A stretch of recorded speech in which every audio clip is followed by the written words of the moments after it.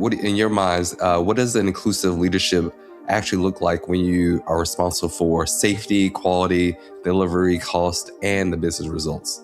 That's a that's a good question, right? Because it's one thing to say it, and it's one thing to actually be and be a true leader of that inclusiveness and have that brand. And I think for me, it's always been, do my team feel seen and heard, right? Am I able to connect with them on a level where they trust what I'm saying to them, and vice versa? I think when people feel seen and heard, they're on the outcome. If I'm a part of this discussion, if they're part of the inputs in the conversation and the solution comes out, they will feel ownership in that. And I think, they feel seen, they can stop the line and say, hey, this is not right, stop the job and stop the line for safety, right? And we all stop the line for safety, there's no issue.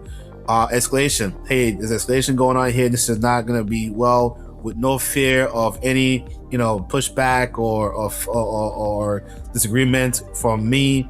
I think, and then from my leadership standpoint, I'm developing all my leaders the same, right? Even if you're a sales leader, senior manager, right, a director, I'm talking to all of you the same, giving you insights, giving you feedback, to make sure that you are getting the best out of me that you can as a leader.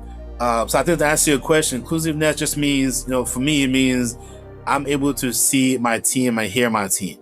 I'm able to pull them into conversation and don't make a decision all by myself. Now, at the end of the day, I might have the ultimate decision to make on my own, but having an input from the team is number one. Getting their alignments is number two. Making sure that they understand that the decision coming from a place of trust, a place of understanding.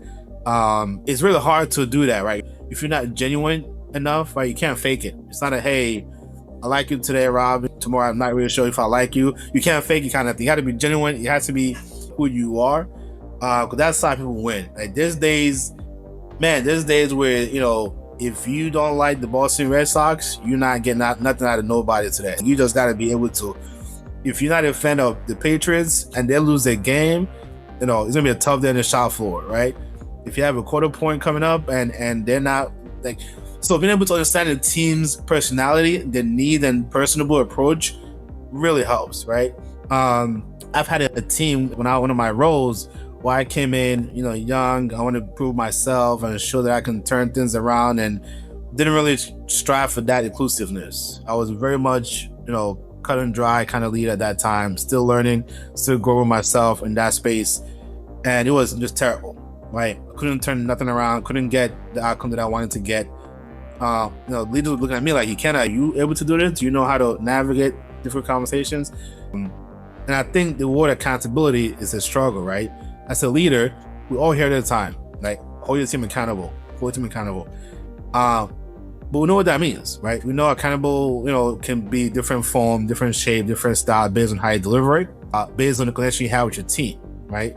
So if you're inclusive, right, and the team feels seen and heard, they'll expect that accountability, right? So if I'm connecting with you and I'm taking the input into consideration and something goes off, hey, Rob missed his deadline, you expect me to come to you and say, hey, Kevin's gonna come at me and say, well, I missed my deadline. So then accountability becomes a two-way street. So that's one benefit of being an inclusive leader from that standpoint, you know what I mean? So overall, to be an inclusive leader for me means a servant leader, to me, to be flexible in my style of delivery, right? To be able to lead across senior leadership, junior leadership, and provide feedback to them. But having people be heard and seen on different situations, different decision-making process.